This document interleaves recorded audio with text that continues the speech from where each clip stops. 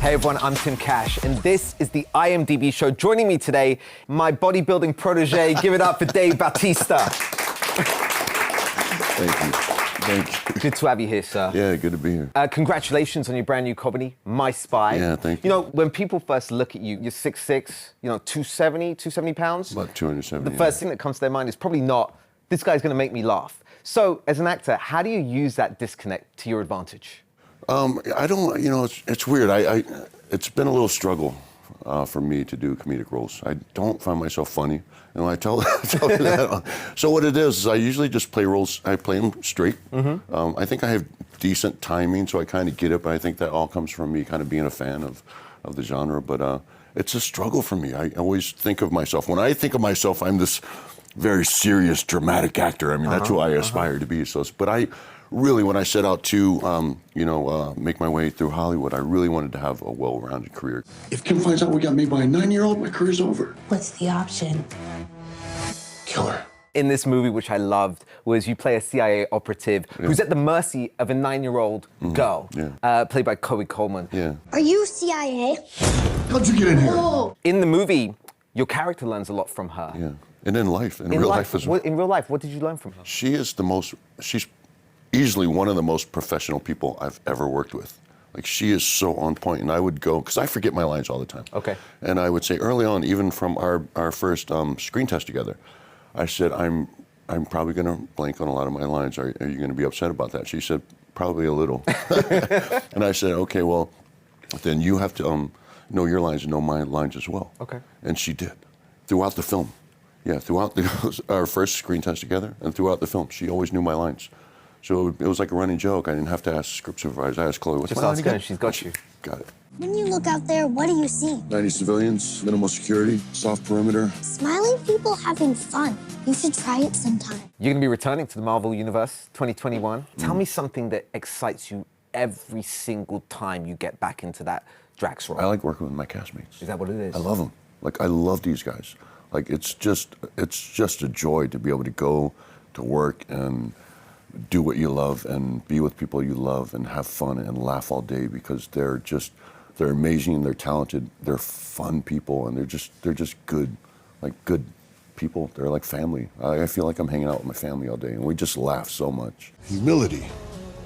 I like it.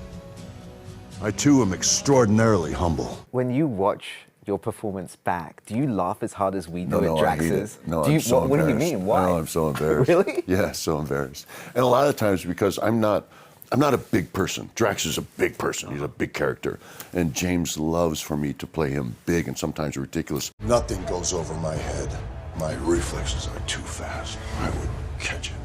I'm gonna die surrounded by the biggest idiots in the galaxy. It's not who I am, and it's not who I am as a performer. I have to force myself to be that way, and sometimes it's a little, I get really self-conscious Challenging. about This it. is going to be. It really is. This will be your middle name. It's from not, now because on. everything I do is very subtle and it's very yeah. soft-spoken. I'm a soft-spoken person. Yeah. But Drax is not a soft-spoken. Right. He's like, ha, ha, ha, Yes! Who makes you break the most? Who can you not be serious around? Because they're all funny. Yeah, probably Pratt. Pratt's hysterical, and Pratt goes off script a lot. So once he starts rambling, you just kind of never know what's going to come out of his mouth, and it's pretty hysterical. But also, Palm is really, really funny. She's been a guest on the show. She's been so here. She's funny amazing. because she's so sweet, and some of the ridiculous stuff that comes out of her mouth is. And you and her have great Yeah, chemistry. I love working. I was really, at one point, James had this idea about a Drax Mantis movie, and I was like, oh, God, please let that happen. I have never felt such joy! Dune. I mean, huge fan favorite. Yeah. Tell us, who are you playing, and then what are you really excited about to get into, as an actor's perspective, about this character? So I play the Beast Raban, Harkonnen, in Dune, and which I'm super excited about. As an actor, I was most excited to work with Denis, because Denis, Again? He brings out the best in me. Yeah. How? Why?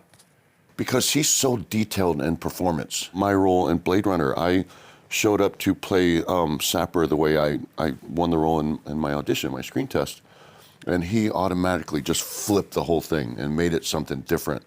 And because How did you go in, and then what did he? We obviously know I what he flipped auditioned into. Sapper as a replicant who was very ominous, very dark, very intimidating, and he very quickly corrected me and said, Sapper is not that. He's very sad. Yeah. I feel sorry for this guy. He's got the weight of the world on his shoulders. All he wants to do is survive. Yeah. All he wants to do is live and be left alone. And that just gave me a whole new outlook on who this guy was. He called me personally and offered me the role in Dune. And I almost broke down because he's like, he's Denis Villeneuve. Yeah, he's so special. He's calling me and offering me and the I love role. the fact that you guys have that chemistry to build out the best in you. Yeah. Very exciting. You are 1/3 of one of the greatest fight scenes in one of the greatest franchises in history, which is Spectre, 007. You played Hinks. That fight scene with Daniel Craig on the train. Just talk me through it. I mean, that was very tight quarters. Yeah. It was very fast, ultra physical. Yeah. So what kind of work do you go into to execute a scene like that? We did weeks of rehearsals. We shot it for weeks. And it was also the scene that we had to come back to because Daniel hurt his knee. Right.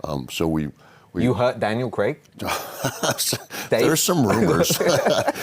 But Daniel also broke my nose on that that fight scene. When he hits you in the face. He hit me with a left hook that was a real left hook. And it connected. Oh, it connected. And your nose broke. My nose went. It went all over the place. Yeah. Real quick, is Hinks dead, and is he related to Jaws in your head? I think no and yes. I think no, he's not dead. Yeah. He is not in Bond 25. I was praying, I was hoping, I was waiting for that call.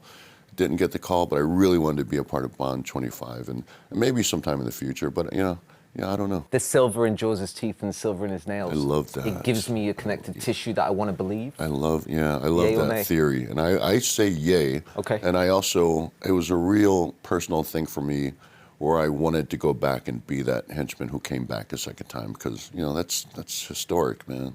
Well, here's to us. It is such a pleasure. I said it to you before, I've been such a fan. So every time I see you in these amazing movies, it's a personal win. Yeah, thank you. Dave Bautista, thank you so much for being here on the IMDb show. Thank you. You can see Dave in My Spy. It is an awesome ride. We've also got more interviews like this one waiting for you over on imdb.com/show.